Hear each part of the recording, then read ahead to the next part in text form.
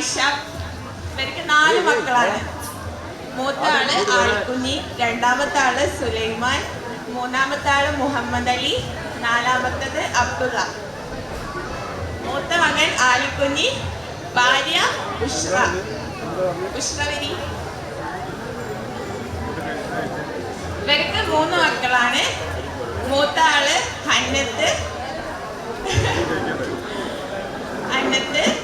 കല്യാണം കഴിച്ചത് പൈമ്പലശ്ശേരിയിലേക്കാണ്. ഹസ്ബൻഡ് ഇർഷാദ്, ഗൾഫിലാണ്, ബിസിനസ് ആണ്. ഇവർക്ക് ഒരു മോനുണ്ട്, ഹംദാൻ 2ാം ക്ലാസ് പഠിക്കുന്നു. പിന്നെ ഹന്നത്ത് ടീച്ചർ, TTC കഴിഞ്ഞതാണ്, ഇപ്പോൾ പ്രഗ്നന്റ് ആണ്, അതുകൊണ്ട് വെറുതെ ഇരിക്കുകയാണ്. രണ്ടാമത്തെ ആള് അജാസ് പുർസൻ, ഇപ്പൊ നാട്ടിലില്ല, ദുബായിലാണ്.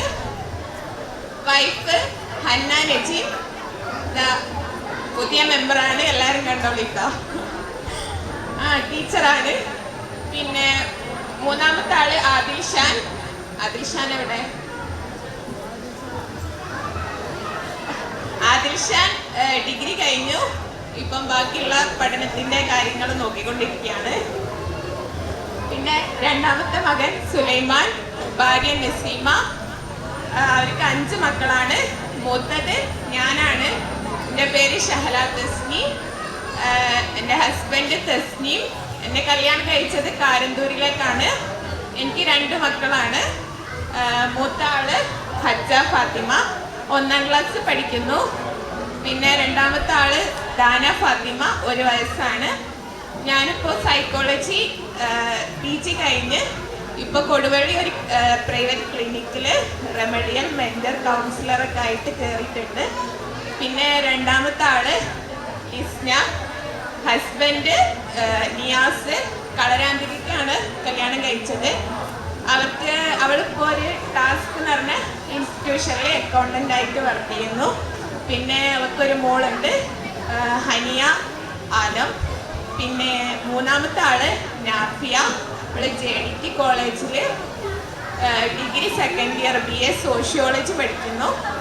നാലാമത്തെ ആള് ഫർഹ, അവളിപ്പോൾ ചേന്നമംഗലൂർ സ്കൂളിൽ 8ാം ക്ലാസ്സിൽ പഠിക്കുന്നു. പിന്നെ 5ാമത്തെ ആള് ഇഷ ഫാത്തിമ, അവൾ 1ാം ക്ലാസ് പഠിക്കുന്നു. പിന്നെ മൂന്നാമത്തെ മകൻ മുഹമ്മദ് അലി, ഇന്റർനാഷണൽ ട്രേഡറാന്ന് പറയാൻ പറഞ്ഞിട്ടുണ്ട്. പിന്നെ ഭാര്യ ജസ്ന ബാനു, ടീച്ചറാണ്. പിന്നെ അവരെ മോള് ജന്ന ഫാത്തിമ, അവള് 7ാം ക്ലാസ് പഠിക്കുന്നു, ചേന്നമംഗലൂർ സ്കൂളിലാണ്. പിന്നെ 4ാമത്തെ മകൻ അബ്ദുള്ള, ഇപ്പൊ നാട്ടിലില്ല, ഗൾഫിലാണ്. ഭാര്യ മസ്റൂറ, അവർക്ക് 2 മക്കളാണ്. മൂത്ത ആള് ആയിഷ ഫൈസ, 6ാം ക്ലാസ് പഠിക്കുന്നു. രണ്ടാമത്തെ ആള് റാസി, അവൻ 2ാം ക്ലാസ് പഠിക്കുന്നു. 3ാം ക്ലാസ്സിൽ എത്തിക്കുന്നല്ലോ, 3ാം ക്ലാസ് പഠിക്കുന്നു. ഇത്രയാണ് ഞങ്ങളുടെ കുടുംബം.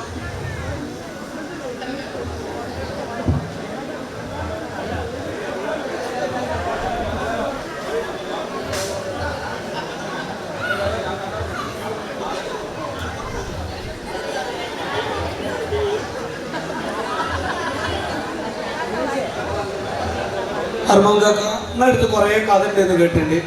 അല്ലേ, ഞാനൊക്കെ ഇങ്ങനെ കുറച്ചൊക്കെ കേട്ടിട്ടുണ്ട്. നിങ്ങൾ എന്തോ ഒരു ആനനെ പിടിച്ചതോ ആനപ്പുറത്ത് കയറിയതോ എന്തോ ഒരു കഥല്ലേ? ആനപ്പുറത്ത് കയറി അങ്ങനെ എന്തോ ഒരു കഥല്ലേ? ആ കഥ ഒന്ന് നമ്മൾ പറഞ്ഞുതരും. ഓരോരുത്തർ പറഞ്ഞു കേട്ട നമ്മള്,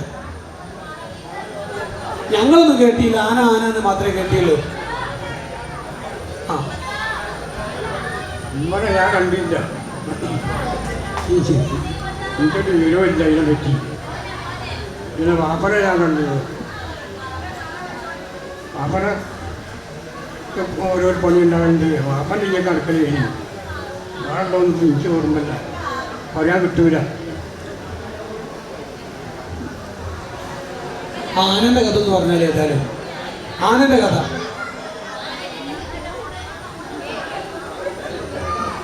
അള്ളു നീ കേൾക്കാൻ ആരാ നിർത്തിക്കാളിയാണ്.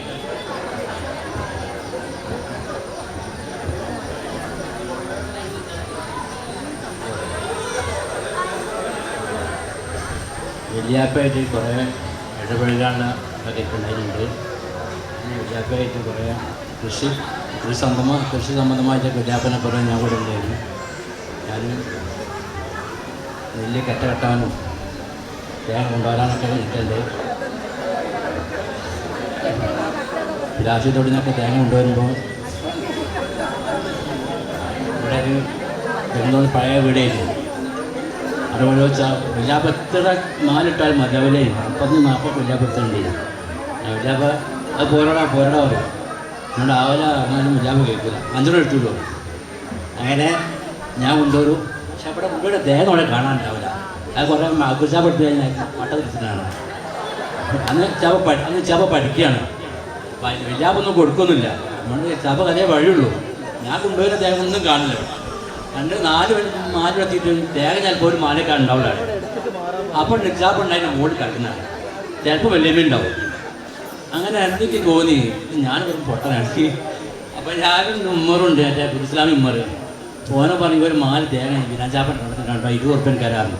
ഞാൻ 3 നല്ല കിട്ടിയില്ലെങ്കിൽ വീരാഞ്ചാപ്പൻ കൊണ്ടുപോയിട്ട് വെച്ച് ആ 4 ഫുള്ള് ഞാനിട്ട് അവിടെ പൊളിച്ച് വിറ്റ് ഞാൻ പൈസ ആക്കി. അത് കഴിഞ്ഞ ശേഷം ഞാൻ വല്യാപ്പം ഞാൻ തെളിഞ്ഞ വെള്ളത്തിലെപ്പോഴും നിൽക്കരുത്. വല്യാപ്പം എന്നെ അറിയുന്നില്ല, ഞാൻ അങ്ങനെ ചെയ്യുന്നു.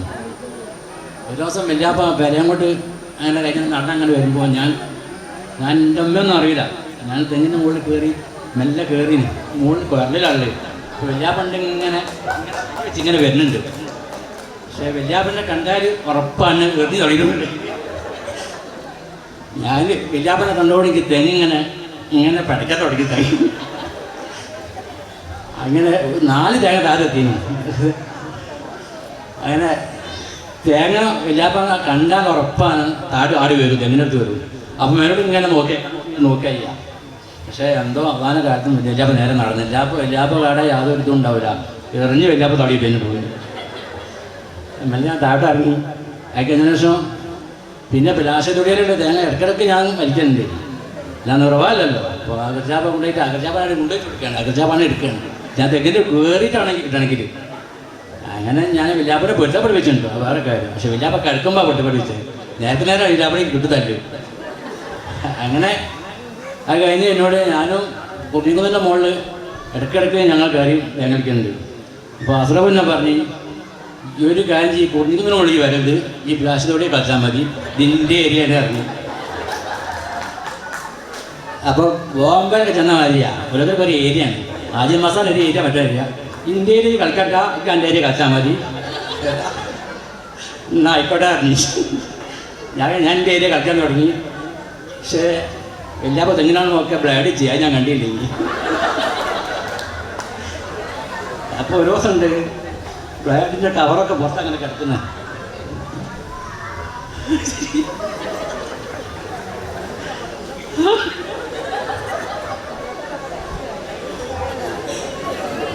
അപ്പോൾ വല്യാപ്പ കഴിഞ്ഞാൽ കുഞ്ഞുങ്ങളുടെ മുകളിലൊക്കെ മാറാള വെച്ച് കംപ്ലീറ്റ്. മാറാളെന്ന് വരെ അരിയൊക്കെ നമ്മൾ സാധനം അറിയില്ല. അതിന് മുകളിൽ അമർത്തിയിട്ട് ഒരു ദിവസം അസ്രഫ് കയറി കുടിക്ക് വരും.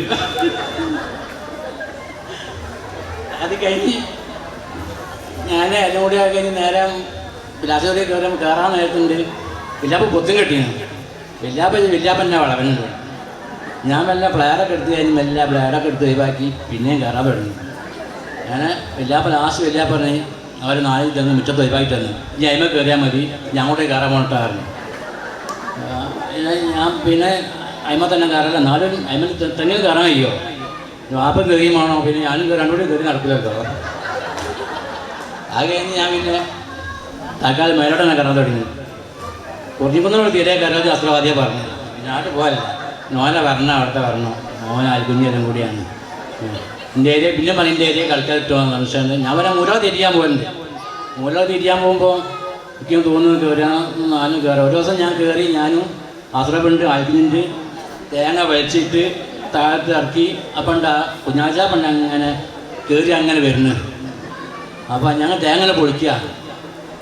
അതിൻ്റെ മക്കളെ ഇങ്ങോട്ട് തേങ്ങ പൊളിക്കുക വെച്ച് കഴിഞ്ഞ് ചവ പ്രാർത്ഥിച്ച് ഒരുപാട് ഇലക്കാ പാനി എനിക്ക് ഓർമ്മയില്ല. അങ്ങനെ ആ തേങ്ങ ചാപ്പെടുത്ത് കഴിഞ്ഞ് ചാപ്പ കൊണ്ടുപോയി ചെയ്തു. അത് ഞങ്ങൾ ഇട്ടും ചെയ്തില്ല. ആ ചാപ്പാടിന് പുറക്ക് എനിക്കവിടെ കുറ്റസറ്റായി ഇവർക്ക് കാല് ചറിഞ്ഞ് വന്നിട്ട്. അപ്പോൾ ആ തേങ്ങ ചാപത്തുകൊണ്ടുപോയി ചാപന്നുകൊണ്ട്. പക്ഷെ ഞാൻ പിന്നെ ചാപ്പന ഒരാഴ്ച 2 ആഴ്ച വിളിച്ചിടുന്നുണ്ട് വേറെ കാര്യം. എപ്പോഴാണ് കല്ലിട്ടാച്ചത് അതിനെ വിളിച്ചിടുന്നു. പിന്നെ അത് കഴിഞ്ഞതിന് ശേഷം പിന്നെ വല്യാപ്പ എന്നോട് ഇങ്ങനെ ഓരോ പണി പറയും. തേങ്ങ ആടെ എത്ര ഉണ്ട് എന്നൊക്കെ പറയുന്ന കാര്യങ്ങളൊക്കെ പറയും. അപ്പോൾ പിന്നെ ഞാൻ തേങ്ങ രാശിയും തേങ്ങ എടുത്തു. പക്ഷെ വല്യാപ്പ പണിയെടുത്ത് അപ്പം പൈസ കിട്ടും, നേരെ വെളുപ്പൊന്നും ഉണ്ടാവില്ല. അത് കഴിഞ്ഞ് വല്യാപ്പ ഇടയ്ക്കിടയ്ക്ക് പിന്നെ കൊത്താനൊക്കെ ആക്കും. പക്ഷെ എങ്ങനെ കൊത്തുമ്പോൾ എൻ്റെ കൈക്കോട് ഊരി പോകും. ഞാൻ ഊരാ സംഭവിച്ചാൽ ഇരിക്കാൻ വേണ്ടിയിട്ട്. അത് വല്യാപ്പ വെച്ചല്ല.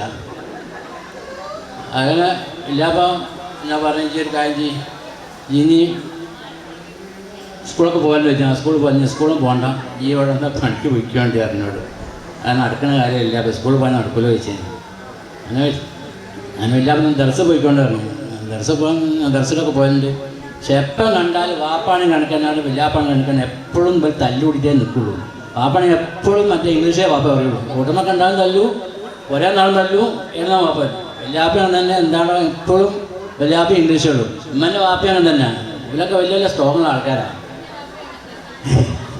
അപ്പോൾ ഇവരുടെ കണ്ട ഞാൻ കുറച്ച് കുറച്ചൊക്കെ പോയിട്ട് കിട്ടുമോ അറിയാമോ. അപ്പോൾ വല്യാപ്പ വാപ്പ ഭയങ്കര ദേഷ്യക്കാരനാണ് വാപ്പ. വാപ്പ കാണുമ്പോൾ എപ്പം നിൽക്കുമല്ലോ, വാപ്പനെ തുപ്പം നിൽക്കുകയാണ്. വാപ്പന് തുപ്പം ഞങ്ങൾ വിട്ടാൽ നിൽക്കരുത്. കഴിഞ്ഞ വരവിനെ സുലൈമാൻ നല്ല അറിയപ്പെടുന്നു വാപ്പ. എന്തിനെന്ന് വെച്ച് എന്തോന്ന് സുലൈമാൻ പറഞ്ഞാൽ എൻ്റെ ഇടയ്ക്കൊന്നും അതൊരു കൈ പൊന്തിയാൽ സുലൈമാൻ ഞാൻ അറിഞ്ഞു. കഴിഞ്ഞ് എന്നോട് ഇടയ്ക്കിടയ്ക്ക് വാപ്പ എൻ്റെ പിന്നെയും വരും. എന്തെങ്കിലും പ്രശ്നം മതി അത് അപ്പം വയസ്സ് കൂട്ടിയാണ്. എന്നാലും വാപ്പനെ പഴയ തേക്കത്തിന് വാപ്പൻ പടിയൊക്കെ എടുത്ത് വരും ചില നേരം. അപ്പം ഞങ്ങളിപ്പോഴും വാപ്പനെ വിട്ടാൽ നിൽക്കരുത്, വാപ്പനെ അടുത്ത് നിൽക്കാല്ല. പക്ഷേ നമ്മളെ മക്കളൊക്കെ നമ്മളെ കയറി കളിക്കായിരുന്നു. പക്ഷേ വാപ്പനത്തെ ഞങ്ങൾ വിട്ട് നിന്നാലും വാപ്പ കല്ലെടുത്ത് എറിയേ അങ്ങനത്തെ സ്വഭാവമല്ലോ വാപ്പക്ക്. ഭക്ഷണം കഴിക്കാൻ നേരത്ത് ഇപ്പോഴൊന്നല്ല, ആദ്യം ഭക്ഷണം കഴിക്കാൻ നേരത്ത് വാപ്പ എന്തോ പണി വാപ്പ കൊണ്ട് ഈ റേഷൻ വീട്ടിൽ പോകാനായിട്ട് വാപ്പ എനിക്ക് ആ കൗപ്പനും കിടത്തും. ഈ കൗപ്പൻ എന്താ എനിക്ക് നിച്ചല്ല. ഈ കൗപ്പനും കിടക്കുള്ളൂ. സംഭവം ഈ കാരനാണ് പറഞ്ഞത്, റേഷൻകാരനാണ് പറഞ്ഞത്. എനിക്ക് നിച്ചല്ല ഈ കൗപ്പണെന്നുള്ളത്. വാപ്പ ഒരു ദിവസം ഞാനങ്ങ് ചുരിച്ച് പറഞ്ഞപ്പോൾ വാപ്പ ഒന്ന് വിചാരിക്കണ്ട എന്താ വാപ്പ കിട്ടിയ തലയമ്മ നിരത്തി വാപ്പമ്മനെ വെച്ച് എന്താ സംഭവം ചോദിച്ചു. ആ റേഷൻ കാർഡിനാണ് പറയുന്നത്. അതിലേക്ക് നിന്നാൽ വാപ്പ റേഷൻ കാർഡിന് പറഞ്ഞാൽ പോലെ ചോദിച്ചു. കാണുന്നിടത്തൊക്കെ തല്ല. ഇപ്പോഴാണെങ്കിൽ കെട്ടാനങ്ങാടി പോയാലും തല്ലേ, കെട്ടാനങ്ങാടി പോയാൽ തല്ലേ. കെട്ടാനങ്ങാടി പോയി കഴിഞ്ഞാൽ വാപ്പ ഒരു ഇന്നെവിടേക്കൊന്ന് ചോദിക്കും. അവിടെ വാപ്പ തല്ലായി.